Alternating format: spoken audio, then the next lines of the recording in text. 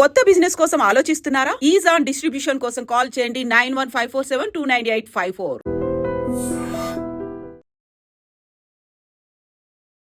Special intensive revision SIR start అయిన తర్వాత మమతా బెనర్జీ చేస్తున్నటువంటి వ్యాఖ్యల్ని మనం చూస్తున్నాము. అందులో మహిళల్ని ప్రొవోక్ చేస్తున్నారు. మీరు శక్తివంతుల మీ పేరు కనుక మీరు తొలగిస్తే వంటగదిలో ఉన్నటువంటి పనిముట్లను ఆయుధాలుగా మార్చుకోండి అనే మాట.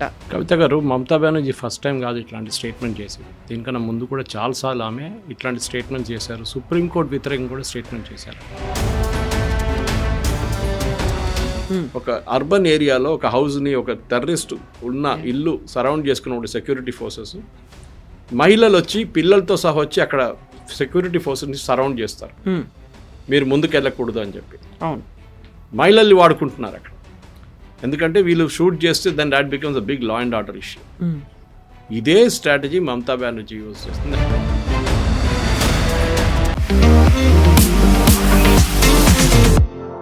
నమస్తే, నేను Kavitha. Welcome to I dream news and నిజాలు. వెస్ట్ బెంగాల్ సీఎం మమతా బెనర్జీ కీలకమైనటువంటి వ్యాఖ్యలు చేశారు. మహిళలు శక్తివంతులా లేకపోతే బీజేపీ శక్తివంతమైనటువంటి పార్టీయా?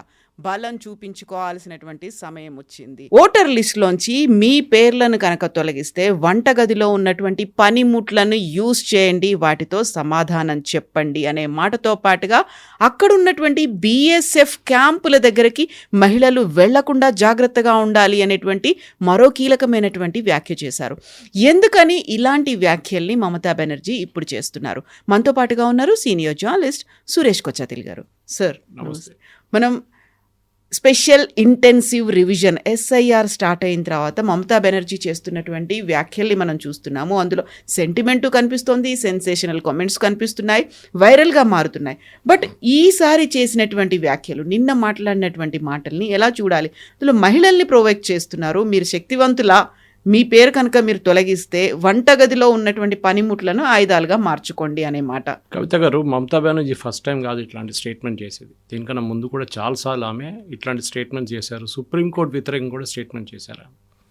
గుర్తుంటుంది, టీచర్స్ కేసులో, అపాయింట్మెంట్ కేసులో సుప్రీంకోర్టు కూడా కల్కట్టా హైకోర్టు ఇచ్చిన జడ్జిమెంట్ సరిపడితే ఆమె అక్కడున్న సుప్రీంకోర్టు జడ్జెస్ వ్యతిరేకంగా స్టేట్మెంట్ ఇచ్చారు. యాక్చువల్లీ దీంట్లో నాకు చాలా ఆశ్చర్యం ఏమనిపిస్తుందంటే, ఎలక్షన్ కమిషన్ కేసు ఎందుకు ఫైల్ చేయట్లేదు, BSF వాళ్ళు కేసు ఎందుకు ఫైల్ చేయట్లేదు?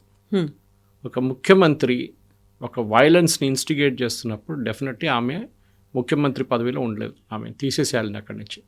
She can be disqualified straight away.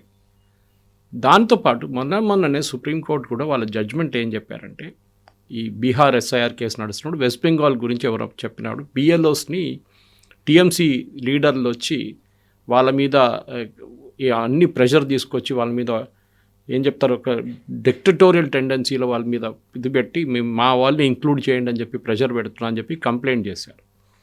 Supreme court ఏమన్నారు, ఎలక్షన్ కమిషనర్ గారు, మీ ఇమ్మీడియట్గా మీరు సెక్యూరిటీ తీసుకోండి, సెక్యూరిటీ ప్రొవైడ్ చేయండి BLOస్కి, వాళ్ళ మీద ఎవరైనా ఒత్తిడి తీసుకొస్తే వాళ్ళని కూడా ప్రాసిక్యూట్ చేయండి అని చెప్పిన సుప్రీంకోర్టు ఎలక్షన్ కమిషన్ ఇప్పుడు ఏం చేస్తుంది చూడాల్సింది. ఎందుకంటే this is a direct threat.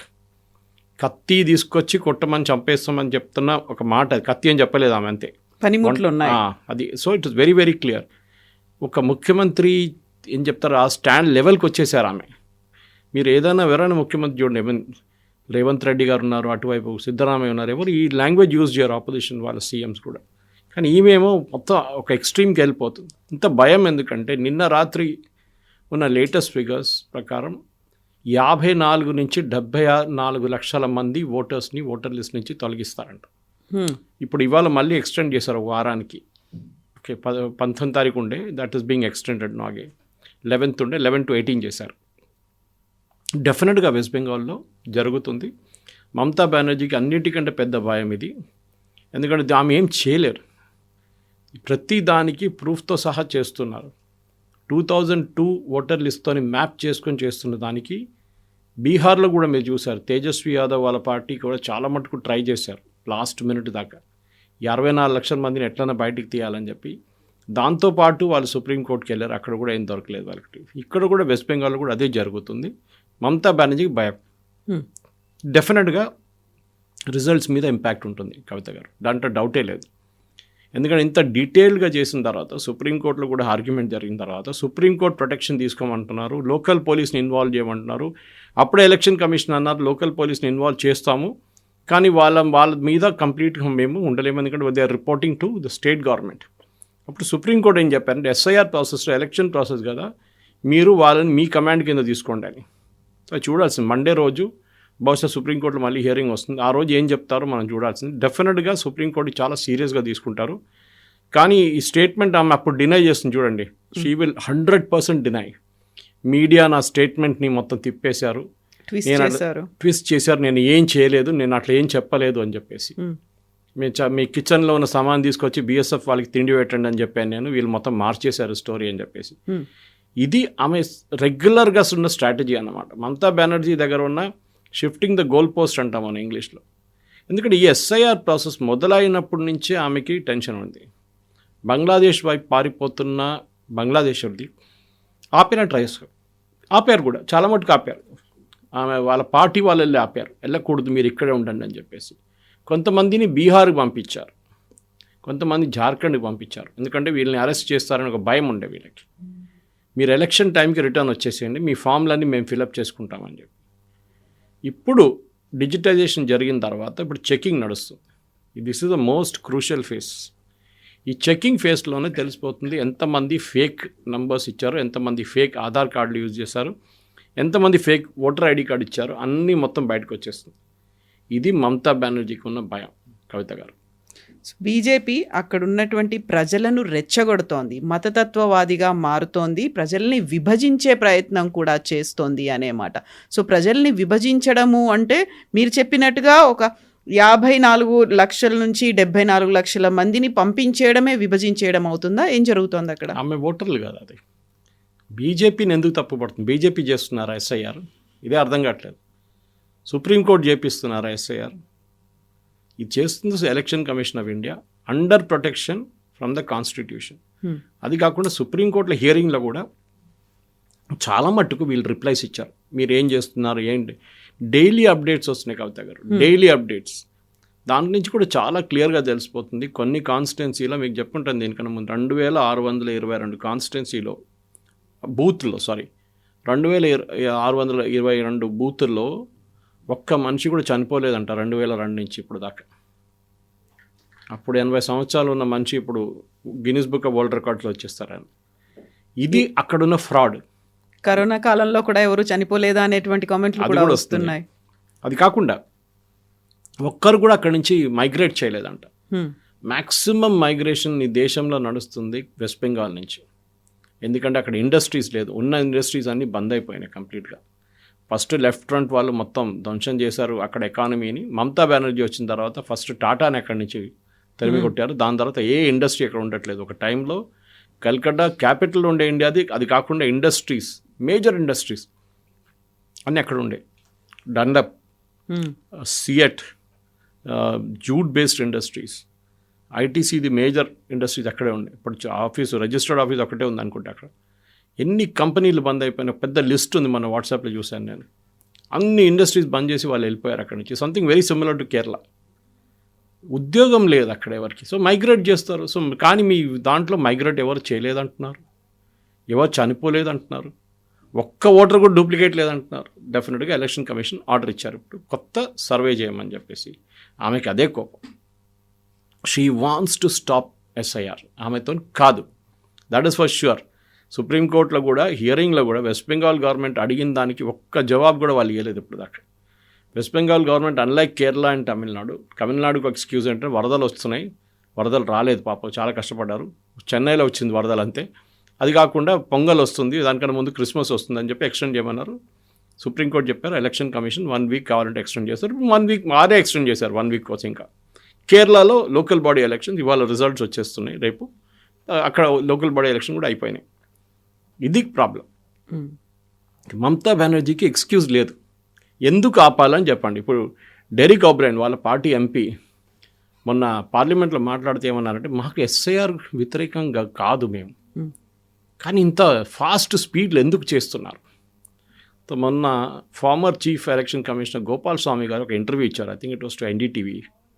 ఆయన ఏమన్నారంటే, ఆయన దగ్గర అడిగారు మీరు ఈ డెడ్ లైన్ ఎందుకు ఇస్తున్నారు ఇట్లా చిన్న. ఆయన అన్నారు, నేను అంత 40-50 సంవత్సరాలు నేను బ్యూరోక్రసీలో పనిచేశాను. I don't remember the number of years. అక్కడ బ్యూరోక్రసీకి ఒక డెడ్ లైన్ ఇచ్చి ఒక సంవత్సరం తర్వాత చేయండి అంటే వాళ్ళు ఆ సంవత్సరం కన్నా 10 రోజుల ముందు దిగుతారు. That is the culture in bureaucracy. You have to give a short dead line, దాని తర్వాత మీరు ఎక్స్టెండ్ చేసుకోవచ్చు. ఈ గివ్ ఎ బ్యూటిఫుల్ ఎగ్జాంపుల్. ఆయన దగ్గర చాలా క్వశ్చన్స్ అడిగారు. ఇన్ఫ్యాక్ట్ ఈవీఎం అనేది, ఈవీఎం కెనాట్ బి ట్యాంపర్డ్. ఎన్నోసార్లు ఛాన్స్ ఇచ్చాం వీళ్ళకి, ఈవీఎంలో వచ్చి చెక్ చేసుకోండి, చూడండి ఏముంది దాంట్లో. చేయలేదు. మొన్న కూడా రాహుల్ గాంధీ మళ్ళీ అదే పాట పాడుతున్నాడు ఈవీఎంల గురించి. ఇంకేమన్నారు, 265 మంది ప్లాట్ నెంబర్ 265 హర్యానాలో ఒక కాన్స్టిట్యున్సీలో 501 మంది ఉంటున్నారు చెప్పారు. I explain that other day. I explain it here or ఇంకో ఛానల్ చెప్పాను, గుర్తులేదు నాకు. అది ఒక 1 acre ప్లాట్ ఉండే, యాన్సిస్ట్రల్ ప్లాట్. సో వాళ్ళ నాన్నగారు వాళ్ళ బ్రదర్స్ 4 డివైడ్ చేసుకున్నారు. ఫస్ట్ గ్రేట్ గ్రాండ్ ఫాదర్కి వచ్చినప్పుడు వాళ్ళు మళ్ళీ 16 మందిగా డివైడ్ అయిపోయారు. మళ్ళీ పిల్లలు వచ్చినప్పుడు మళ్ళీ డివైడ్ అయిపోయారు. మళ్ళీ పెళ్లి చేసుకొచ్చిన వాళ్ళు వాళ్ళ ఫ్యామిలీని, అందరికి ఒకటే అడ్రస్ 265. ఎందుకంటే that is their own property. Rahul Gandhi గారు ఏమంటున్నారు, 501 మంది ఉన్నారు, మా అమిత్ షా గారు ఏం చెప్పట్లేదు. అమిత్ షా గారు నా ప్రెస్ కాన్ఫరెన్స్ గురించి మాట్లాడాలంటున్నారు. మమతా బెనర్జీ, రాహుల్ గాంధీ, అఖిలేష్ యాదవ్, తేజస్వి యాదవ్, స్టాలిన్, సిద్ధరామయ్య, వీళ్ళు and Revanth Reddy also to certain extent, వీళ్ళందరికీ ప్రాబ్లం ఏంటంటే, ఒకటి వాళ్ళు గెలిచినప్పుడు ప్రాబ్లం లేదు, కానీ వాళ్ళు ఓడిపోతున్నప్పుడు ప్రాబ్లం ఉంది. ఇప్పుడు తెలంగాణలో లోకల్ బాడీ ఎలక్షన్ జరిగింది, గెలిచారా? మా సర్పంచులంతా మా వాళ్ళే గెలిచారంటున్నారు. పార్టీ సింబల్తో ఎలక్షన్ జరగలేదు. మళ్ళీ మీరు ఎట్లా డిసైడ్ చేస్తున్నారని, వాళ్ళు మీ వైపు ఉన్నారని వాళ్ళకి మీరు ఏమైనా బీఫామ్ ఇచ్చారా? ఇది అడగాల్సింది. So just for the sake of it, మేము గెలిచాం ఎలక్షన్, ఓకే మీరు గెలిచారు, తీసుకోండి. ఏం చేస్తారు ఇప్పుడు దాని తర్వాత? సర్పంచ్కి డబ్బులు ఇవ్వాల్సింది సెంట్రల్ గవర్నమెంట్ నుంచి రావాలి ఫండ్స్, అది ఎవరు ఇస్తారు? సో ఫస్ట్ వీళ్ళని ఫామ్ చేసి వీళ్ళు సర్పంచ్లు, వీళ్ళు అది కాకుండా local body election, MPTC, ZPT అన్నీ వచ్చిన తర్వాత డబ్బులు వస్తాయి మీకు. Mamata Banerjee problem is principally rooted because west బెంగాల్లో ఆల్మోస్ట్ 1 కోటి మంది ఎక్స్ట్రా ఉన్నారు ఓటర్స్. మీరు ముర్షిదాబాద్, మాల్డా, 24 పర్గనాస్లో చూస్తే అక్కడ ఉన్న పాపులేషన్ కన్నా ఎక్కువ ఆధార్ కార్డులు ఇష్యూ చేశారు. అక్కడ ఉన్న పాపులేషన్ కన్నా ఎక్కువ 60 లక్షల మందికి ఓటర్ ఐడి కార్డు ఇష్యూ చేశారు. స్టేట్ గవర్నమెంటే చెప్తున్నారు మా పాపులేషన్ ఇంత అని చెప్పి, కానీ దానికన్నా 40%, 50% ఎక్స్ట్రా మందికి ఆధార్ కార్డులు, ఓటర్ కార్డు ఇచ్చారు. ఎట్లా వచ్చిందండి? This needs an enquiry. దీనికే ఒక జ్యుడిషియల్ ఎంక్వైరీ కాకుండా అట్లీస్ట్ సిబిఐ ఎంక్వైరీ పెట్టాలి. ఈ Aadhaar card misuse is the first step. ఎవరు ఇష్యూ చేస్తున్నారు? కేరళలో పెరుంబావూర్ అని చెప్పి ఒక టౌన్ ఉంది కవిత గారు. మ్యాక్సిమం బెంగాలీస్ అక్కడ వచ్చి ఉంటారు. వాళ్ళు అక్కడ వచ్చే లోకల్ పనులు, కూలి పనులు చేస్తారు, కన్స్ట్రక్షన్ సెక్టర్లో ఉన్నారు. వాళ్ళ దగ్గర ఒక రైడ్ జరిగింది 2 సంవత్సరాల ముందు. చాలామందిని పట్టుకున్నారు విత్ ఆధార్ కార్డ్స్. చూస్తే మొత్తం ఫేక్. ఎక్కడ తయారు చేశారని ఆయన అంటే వెస్ట్ బెంగాల్లో 2 ప్లేసులు చెప్పారు. అక్కడ రైడ్ చేశారు కేరళ పోలీస్. రైడ్ చేస్తే ఇంకా 2-3 దొరికారు. 50 రూపాయలు, 100 రూపాయలకి ఆధార్ కార్డ్ తయారు చేసి ఇస్తున్నారు, fake Aadhaar cards. That number is not valid, కానీ చూస్తే మీకు మొత్తం ఒరిజినల్ లాగా అనిపిస్తుంది అది. దాంతో సిమ్ కార్డు తీసుకుంటాడు వెళ్ళి. ఆ సిమ్ కార్డ్ వెరిఫికేషన్ చేయట్లేదు కరెక్ట్గా. దాంతో రేషన్ కార్డు తీసుకుంటాడు, అది కూడా లోకల్ లీడర్స్, టీఎంసీ లీడర్స్ చేసిస్తున్నారు. దీని అందరినీ డెఫినెట్గా ఒక ఎలక్షన్ కమిషన్ కూడా చాలా స్ట్రిక్ట్ ఉండాలి. ఎందుకంటే లీనియన్సీ చాలా ఇస్తున్నారు మమతా బెనర్జీకి.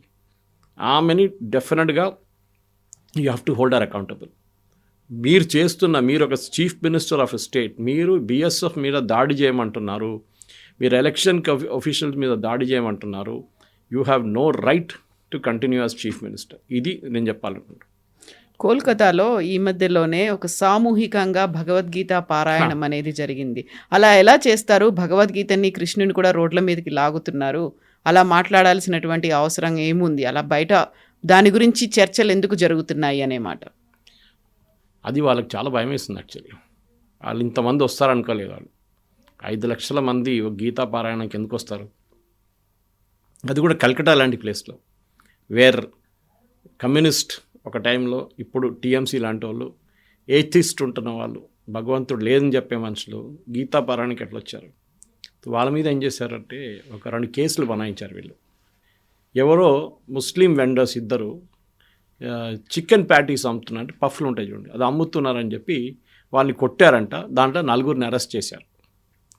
ఆలోచించండి, వాళ్ళ మీద కోపం ఉన్నది. మా స్వామిలంతా స్టేజ్ మీద కూర్చొని వాళ్ళ మీద చేయలేకపోయింది ఆమె. ఎవరో లీడర్స్ని పట్టుకొని వీళ్ళు చేపించారు, వీళ్ళు కొట్టారు, ప్యాటీస్ అమ్ముతున్నారని కొట్టారు.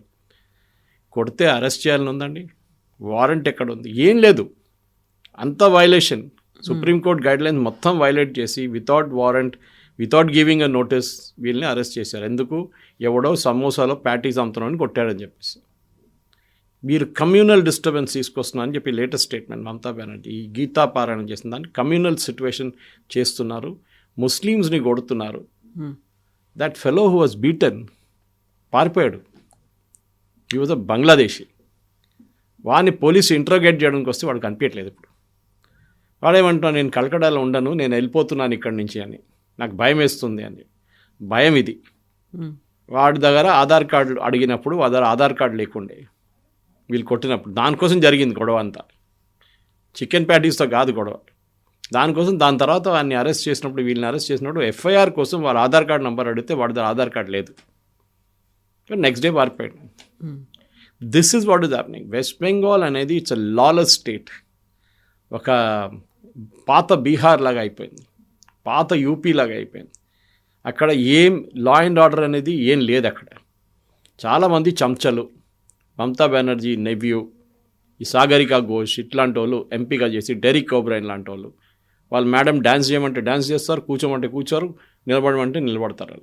అంతే వాళ్ళది. They have no individuality of their own. Derek O'Brien నాకు పర్సనల్ ఫ్రెండ్, కానీ నాకు బాధ అనిపిస్తుంది ఆయన ఇప్పుడు చూస్తే. He is just acting like a slave. Educated మనిషి. వాళ్ళ father Neil O'Brien was Oxford University president ఉండే కలకట్టాలో.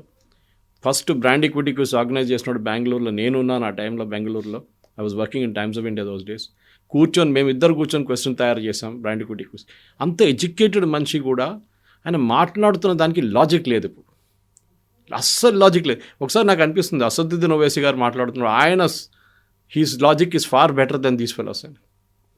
అసలు మీరు ఒక ఎలక్షన్ కమిషన్ క్వశ్చన్ చేసిన ఆ రోజు వెళ్ళారు వీళ్ళందరూ కలిసి ఎలక్షన్ కమిషన్ దగ్గర వెళ్ళారు. ఒక నెల కాలేదు, 3 వారాల ముందు టీఎంసీ డెలిగేషన్. ఎవరు? సాగరికా ఘోష్, మహువా మొయిత్రా, వీళ్ళందరూ వెళ్ళి లబో అని తిట్టారు ఆయన్ని. అక్కడ వెళ్ళి లైవ్ బ్రాడ్కాస్ట్ చేయమంటే ఆయన చెప్పారు నేను చేయను. ఒక మీటింగ్కి వచ్చారు, మీటింగ్లో కూర్చోండి మీరు వినండి అని చెప్పారు. తర్వాత ఆయన తీసి ఒక్క ఫిగర్ తర్వాత ఒక ఫిగర్ వేసిండు. ఇంతమంది ఈ కాన్స్టిట్యున్సీలో కనిపించట్లేదు, ఇంతమంది కనిపించట్లేదు, ఇంతమంది ఈ బూట్లో ఒక్కడు కూడా మ్యాపింగ్ కోసం ఎప్పుడు కూడా రాలేదు. నోరు మూసుకొని అందరూ వెళ్ళిపోయారు బయటికి. దిస్ ఇస్ ద సిచ్యువేషన్ అక్కడ వెస్ట్ బెంగాల్. నేను మళ్ళీ రిపీట్ చేస్తున్నాను కవిత గారు, they should be BJP west Bengal unit. అది పాపం వాళ్ళ దగ్గర ప్రాబ్లం ఏంటంటే అక్కడ వాళ్ళకి లోకల్ సపోర్ట్ ఎక్కువ రాదు. పోలీస్ దగ్గర నుంచి ఎవరి దగ్గర నుంచి అయినా కానీ, ఈవెన్ కోర్టు కూడా ప్రొటెక్షన్ ఇవ్వరు వాళ్ళు. సో వాళ్ళు ఏం చేయాలంటే they should go to Supreme Court, file a case. Election కమిషన్ని వాళ్ళని కంప్లీట్గా ఇది ఒక రీవర్క్ చేయమని చెప్పాలి. ఈ ఎలక్ట్రల్ రోల్స్ ఇప్పుడు దాకా చేసిన దాంట్లో 97%, 98% ఫామ్ రిటర్న్ వచ్చి, విచ్ ఇస్ నాట్ పాసిబుల్. యూపీలో 2 కోట్ల మంది దొరికారు, duplicate voters, dead voters, migrated voters. 2 కోట్లు. అఫ్కోర్స్ యూపీ బేస్ పెద్ద అనుకోండి, 22 crores. బట్ యోగి ఆదిత్యనాథ్ గారు ఏడుస్తున్నారండి. అక్కడున్న ముస్లిం పార్టీలు ఏడుస్తున్నారా? ఎవరు ఏడవట్లేదే. అఖిలేష్ యాదవ్ గారు ఇవాళ ఎక్కడున్నారు? హైదరాబాద్లో.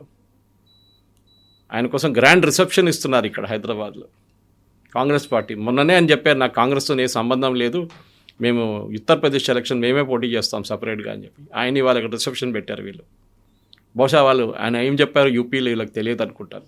ఎనీవే, మమతా బెనర్జీ తిరిగి వచ్చినప్పుడు వెస్ట్ బెంగాల్ నేను కావాలంటే మీకు నెక్స్ట్ వీక్ డాటాతో సహా చూపిస్తాను మీకు how the entire thing has been manipulated.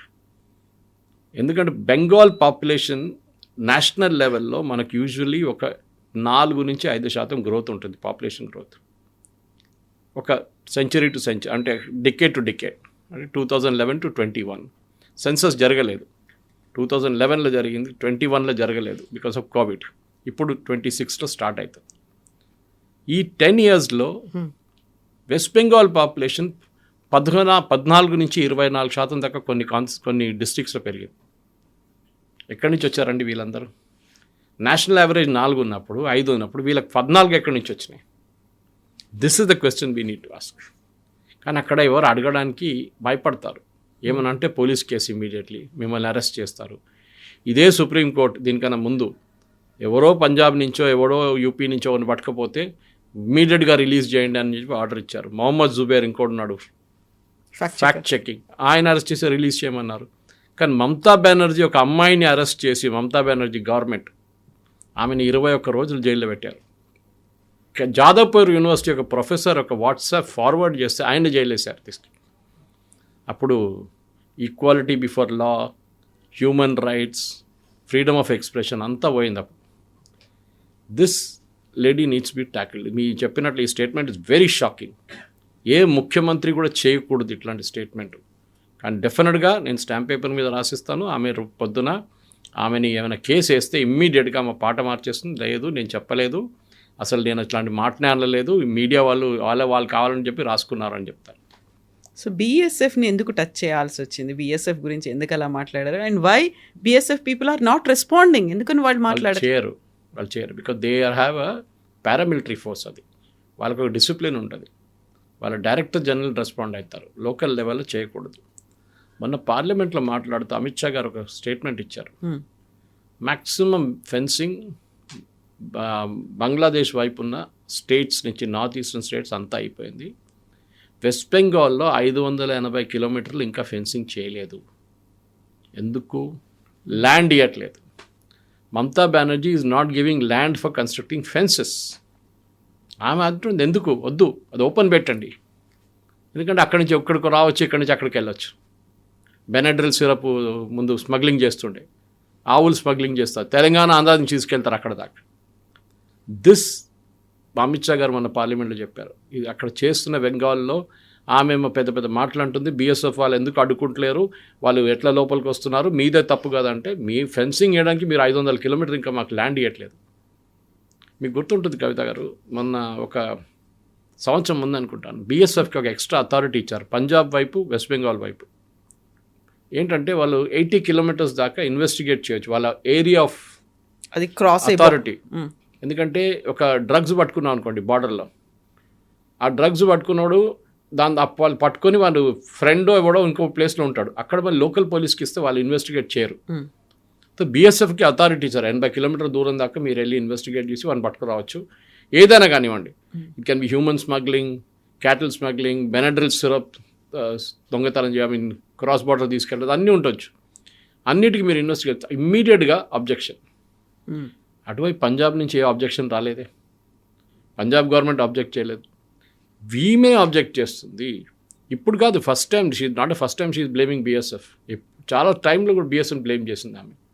BSF వాళ్ళు మహిళల్ని రేప్ చేశారని చెప్పి ఒక కేసు పెట్టారు. Finally that case was dismissed. ఈమె ప్రెషర్ కావాలని ప్రెషర్ పెడుతుంది. కరెక్ట్, బీఎస్ఎఫ్ కూడా హిందీలు అంటారు దూద్ మే దులేవి అని అంటే అంత ఇన్నసెంట్ ఏం కాదు వాళ్ళు. దీనికన్నా ముందు 2014 కన్నా ముందు వాళ్ళు దేవర్ టోటలీ కరప్ట్. ఈవెన్ 2015-16 కూడా కరప్ట్ ఉన్నారు వాళ్ళు. అమిత్ షా గారు ఫైనలీ కంట్రోల్ తీసుకొచ్చేదాకా డబ్బులు తీసుకొని మనుషుల్ని అక్కడి నుంచి ఇక్కడికి పంపించే కేసు ఉండేవాళ్ళది. ఇప్పుడు అందులో కూడా చాలా వరకు నార్త్ ఈస్ట్లో మనం గతంలో చూసాము. ఒక లేడీ అంటే చాలా వరకు కూడా తను ప్రొటెస్ట్ చేస్తూ ఉండింది కదా. కరెక్ట్, అందరు చేస్తారు. ఎందుకంటే సెక్యూరిటీ ఫోర్సెస్ మీద మీకు ప్రెషర్ పెట్టాలంటే ఫస్ట్ అలిగేషన్ రేప్ అలిగేషన్ పెట్టండి. ఎగ్జాక్ట్లీ, వాళ్ళు ఇమ్మీడియట్ డిఫెన్సివ్లో వెళ్ళిపోతారు. ఎందుకంటే అందరికీ వాళ్ళ ఆనర్ చాలా ఇంపార్టెంట్. రేపు ఈ కేసు క్లోజ్ అయ్యేదాకా వాళ్ళని సస్పెన్షన్లో పెడతారో, లేకుంటే ట్రాన్స్ఫర్లో పెడతారో, లేకుంటే లూప్ లైన్ పోస్ట్ పెడతారో, లేకుంటే డెస్క్ జాబ్ ఇస్తారో తెలియదు. సో అలిగేషన్ పెట్టంగానే వీళ్ళందరూ డిఫెన్సివ్లో వెళ్ళిపోతారు. రేపు మహిళలు వచ్చి ప్రొటెస్ట్ చేసి, మీకు గుర్తుంది కాశ్మీర్లో కవిత గారు ఎన్కౌంటర్ జరుగుతున్నప్పుడు ఒక అర్బన్ ఏరియాలో ఒక హౌస్ని ఒక టెర్రరిస్ట్ ఉన్న ఇల్లు సరౌండ్ చేసుకున్న సెక్యూరిటీ ఫోర్సెస్ మహిళలు వచ్చి పిల్లలతో సహా వచ్చి అక్కడ సెక్యూరిటీ ఫోర్సెస్ని సరౌండ్ చేస్తారు, మీరు ముందుకు వెళ్ళకూడదు అని చెప్పి. అవును, మహిళల్ని వాడుకుంటున్నారు అక్కడ. ఎందుకంటే వీళ్ళు షూట్ చేస్తే then that becomes a big law and order issue. ఇదే స్ట్రాటజీ మమతా బెనర్జీ యూజ్ చేస్తుంది. అండ్ డెఫినెట్గా వెస్ట్ బెంగాల్లో ఇప్పుడు దాకా జరిగిన ఇన్సిడెంట్స్ని ఎంక్వైరీ చేయాల్సింది. మమతా బెనర్జీ అండర్లో ఫామ్స్ ఇచ్చిన వాళ్ళని కూడా కంప్లీట్గా ఇంకోసారి రీఎవాల్యుయేట్ చేయాల్సి వస్తుంది. Original forms cannot be accepted. 2002 నుంచి వచ్చిన ప్రాజనీ మ్యాపింగ్ చేయాల్సింది. ప్రాజనీ మ్యాపింగ్ అంటే మీకు తెలిసి ఉంటుంది, మీ నాన్నగారు అమ్మగారు ఉంటే కొడుకు ఇక్కడ కూతురు ఉంటే ప్రాజనీ మ్యాపింగ్ చేస్తారు వాళ్ళు. 22 సంవత్సరాల తర్వాత మీరు ఓటింగ్ ఏజ్కి వచ్చారా లేదా, లేకుంటే మీ 25, 26 సంవత్సరాలు you can link your self. వేరే బోర్డ్స్ ఎక్కడ ఉన్నాయి, ఇదన్నీ ఉంటుంది. కానీ డెఫినెట్లీ మమతా బెనర్జీ అది కూడా అంగీకరించదు. కాదు ఇప్పుడు చూడండి లిస్టు 18th అంటున్నారు, కానీ ఫైనల్ లిస్ట్ ఫిబ్రవరిలో వస్తుంది. కానీ 18 తర్వాత 22, 23 తారీఖు ఇప్పుడు హియరింగ్ పిలిచారు. Almost as I can read it out, 34 lakh people have been called. Nearly 4% of state resources of this voters have been called for verification hearing. 30 లక్షల మందిని హియరింగ్కి పిలిచారు. ఇది కాకుండా చనిపోయిన వాళ్ళు ఉన్నారు, ఇది కాకుండా డూప్లికేట్ ఓటర్స్ ఉన్నారు, ఇది కాకుండా మైగ్రేటెడ్ ఓటర్స్ ఉన్నారు, అది కాకుండా ఈ 30 లక్షలు ఉన్నారు. This is election commission data as of 12th December. మీరు ఆలోచించండి, ఈ ఫిగర్ ఉంది. ఇప్పుడు డెఫినెట్గా మమతా బెనర్జీ, ఎందుకంటే చీఫ్ ఎలక్టర్ ఆఫ్ వెస్ట్ బెంగాల్ ఏం చెప్పారంటే లాస్ట్ డేట్ ఆఫ్ ఎన్యూమరేషన్ తర్వాత, విచ్ వాజ్ ఒరిజినల్లీ 11th, మేము ఎక్స్టెండ్ చేయబోతున్నాం 18 దాకా. ఇప్పుడు ఉన్న దాంట్లో 7.6 crore ఓటర్స్ ఉన్నారు వెస్ట్ బెంగాల్లో. దాంట్లో 4% ఇది 4%. బీహార్ గుర్తుపెట్టుకోండి 64 లక్షలు. It is coming very close to that figure. ఆ ఫిగర్ వచ్చేదాకా డెఫినెట్గా ఎస్ఐఆర్ ఎక్సర్సైజ్ ఫినిష్ అయ్యేదాకా నా అంచనా ప్రకారం it will be nothing less than 80 lakhs. ఎందుకంటే వీళ్ళు ఏం చేశారు, తమాషా వినండి, ఆఫ్ దిస్ 29 lakh ఓటర్స్, దీంట్లో 34 లక్షల్లో 29.3 లక్షల ఓటర్స్ ఏం చేశారంటే, మీ నాన్నగారు అమ్మగారి పేరు ఉందా 2002లో అంటే వాళ్ళ పేరుతో లింక్ చేసుకున్నారు. 2002లో వాళ్ళ పేరు ఉంది, వాళ్ళ పేరుతో లింక్ చేసుకు, వాళ్ళ అమ్మగారు నాన్నగారు ఎక్కడ కనిపించట్లేదు.